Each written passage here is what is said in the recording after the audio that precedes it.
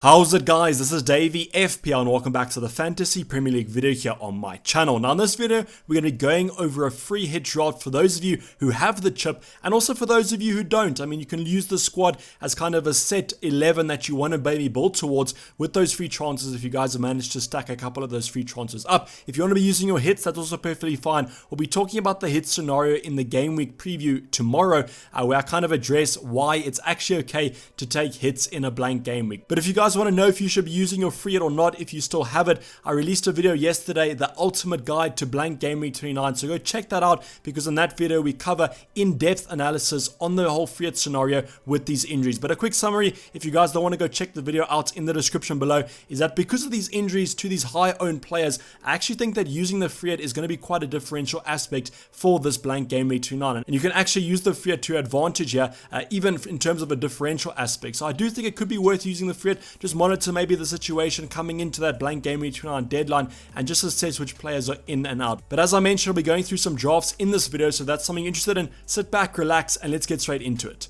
So before we talk about the drafts, and the reason why I wanted to talk about the injuries is that in this video I've covered two separate drafts. The first one is going to be assuming that all the players that are currently injured are out injured, and then the second one is if all the players that are injured come back. That's going to be the draft we cover finally. So I spoke about the injuries in the introduction, but there's been a lot of injuries in game week 28. We still actually have one fixture left. I'm recording this before that Liverpool versus Wolves fixture, so I'm kind of touching with it. There's going to be no injuries in that one. Not too much importance in that one actually, because none of the Liverpool or Wolves players play in blank game week 29, but injuries are always a concern in FPL. But the main two players that have been injured that are highly owned are Son and Bamford. So both of these players have relatively good percentage ownerships. I know that Bamford is kind of edging towards a price drop, which I don't really understand. Maybe people are assuming that he's out injured, but we don't really know any news on this. I think I saw a rumor on Twitter. I don't take this as gospel, but apparently Bamford's injury might be quite short term. Apparently it might even be a dead leg,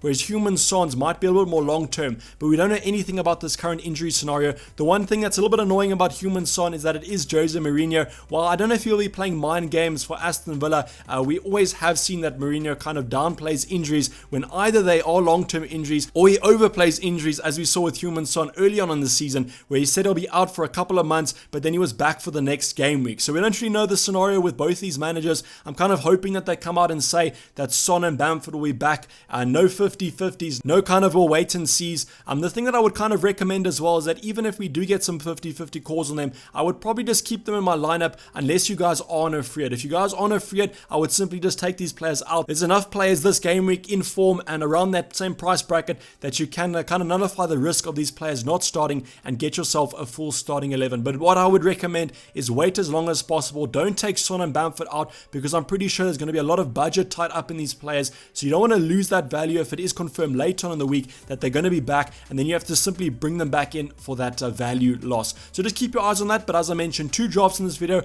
and hopefully you guys will kind of apply both of them to whatever scenario is thrown at us a little bit later on in those press conferences. So going over the first draft, this is the first draft with taking Son and Bamford out. No injured players as I know in this current lineup. We're going to be going through each aspect here and talking about some alternatives that you guys might consider. We spoke about it in the ultimate guide to blank game week 29, the teams that I would kind of focus on, and I've tried to double up or triple up on those specific sides to hopefully maximize some points. I mentioned that this game week could be quite a nice differential free hit game week, and that's why I've kind of tried to maximize that differential aspect as much as possible. This includes triple ups, even double ups on that Brighton defense, even a Brighton attacker in this draft to kind of, as I mentioned, give you some more differentials in and around that side that you could potentially look at for some points. So starting off in goal, we've got Sanchez and Foster. Foster is just here as a kind of budget enabler. You can kind of go for any backup keeper. If you're kind of scared that Sanchez might start, you can go for someone like a Martinez. I would have favored Martinez, but I just think that Sanchez's fixture has a better potential for a clean sheet than Aston Villa versus Spurs. Aston Villa defensively haven't been great, although you could kind of argue and say that that gives Martinez a high chance of some save points,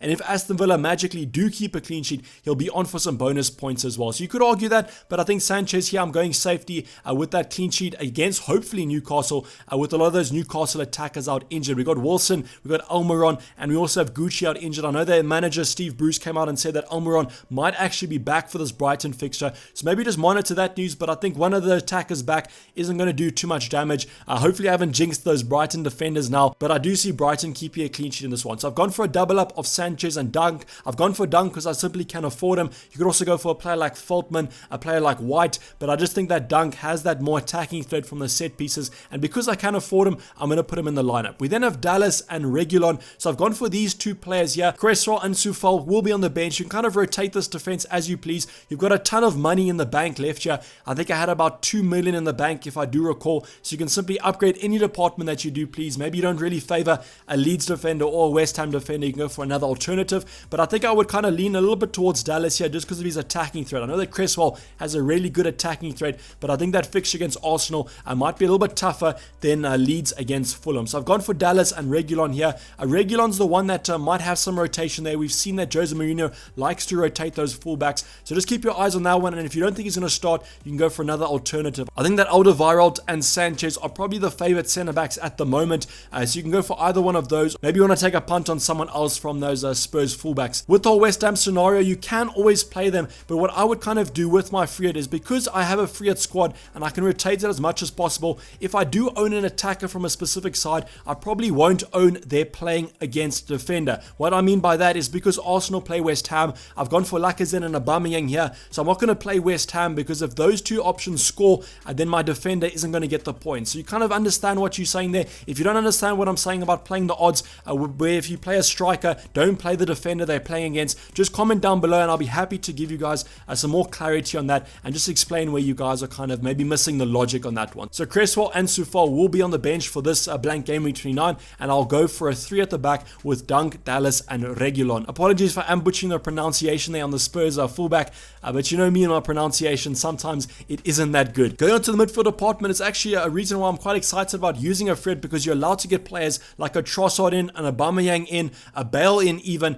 Just remember that Son is out injured in this draft. I'm just kind of presuming that, so I still would go for Gareth Bale. If Son is out injured, I think that Bale definitely starts against Aston Villa because they simply just don't have those attacking options anymore. And also remember that Lamela had that red card that I don't think will be taken away.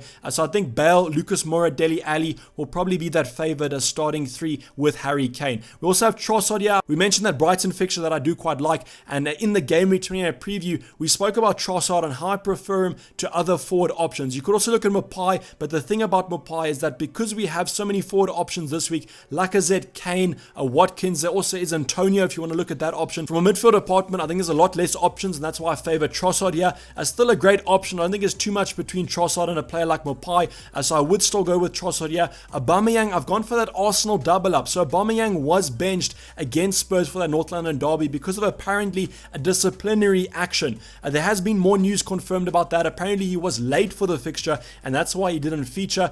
So there could be some truth in that. That could also be a rumor, but if it was just kind of a late because of traffic argument, then I think that he will still be fine. The nice thing about Arsenal is they still play in the Europa League on Thursday, so just monitor if Aubameyang's back for that one, because if Lacazette also starts in the Europa League, that's quite a lot of football in quite a short amount of time, so you might be benched on the weekend. So just monitor the whole situation. I do like the Aubameyang-Lacazette kind of partnership.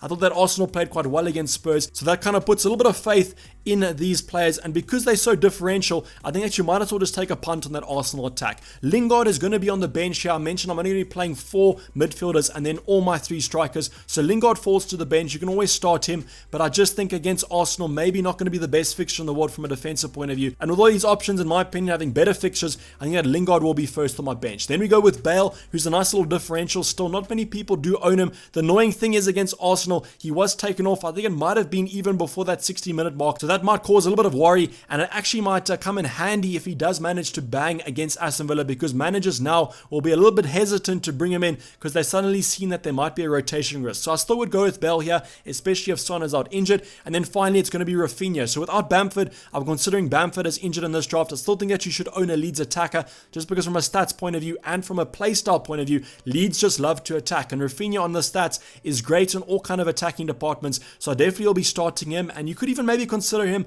as a little bit more of a differential captaincy option if you do want it. I've already spoken about Lacazette. I think that Lacazette has played really well over these last couple game weeks, especially against Spurs. Thought he had a relatively good game there in the absence of Aubameyang. If Aubameyang does come back, it's going to be quite interesting to see if Lacazette still starts at that centre forward position, or maybe if he is rotated to more of a wide position. But if he does get some minutes rotated in that Europa League, I'd definitely be looking at him. And then finally, we got Watkins. Watkins can be a little bit hit or miss. I think he's one of the most unlucky FPL players at the moment, just because he loves hitting the bar or crossbar and doesn't seem to be the best finisher. But if he does have his shooting boots on against Spurs, I think that defense is a little bit hit or miss as well from Spurs' point of view. So I still think you could get some returns here. Just monitor the situation as well with Jack Grealish, and if Jack Grealish is back from injury, I would also consider him and Watkins. It makes Watkins a better option because just that creativity and almost that kind of defense absorption that Grealish does do. When sides do play against Grealish, they usually focus him, and then that might give Ollie Watkins a little bit more space in behind. And then finally, it's going to be the captain of this game week. Definitely going to be the most highly captained player. The ownership is absolutely going to skyrocket. So if you guys want to go differential, just be warned that it's going to be a high risk, high reward strategy, but that it's going to be Harry Kane. I think most people will go for him for that captaincy option, and I can understand why. I didn't have the best game against Arsenal, but I think against Aston Villa side that defensively can be quite poor, I think he will get some chances to score, and hopefully he manages to bang. But this is the side without injuries. Let's go and look at the side with the injuries included. So as I mentioned, Son and Bamford are going to be in this draft. I have done a little bit of rotation here, and I'll kind of give you guys an insight why I did that, but I've moved to a triple up in that Brighton defense. Actually, I've gone for Sanchez, Dunk, and Veltman all together, and the reason why I've gone for this is because they are facing Newcastle, and in my opinion they have the highest chance of a clean sheet out of all the fixtures in blank game week 29. I decided to just go for the triple up. I mean, you on a free it, you want it to be as differential as possible. I think this is a safe differential move to do just because of the fixture. So 3 Brighton defenders I know might be a little bit overkill, but if you're going to be going for a double up, you might as well go for a triple up in my opinion, and that's how I've gone for 3 blue defenders in my side. Dallas is still going to stay here, as I think the attributes are contributed to him in that fixture against Fulham, and from an attacking point of view still stick. The other changes we have done is I've taken Trossard out, obviously to accomplish that triple up in the defense, and I've gone for Bale included here along with his compatriot Son. I've also taken out Lingard and included Lookman here, not because I'm going to start Lookman, but just because I think that he does deserve a little bit of a shout out here. I think against Leeds, that pace of that Fulham attack is going to come in handy, and I can see a couple of counter attacks for the Fulham side of things from an attacking point of view. So I think Lookman is going to be integral to those counter attacks, and that's why I've included him here if you guys want to go maybe for more of a differential player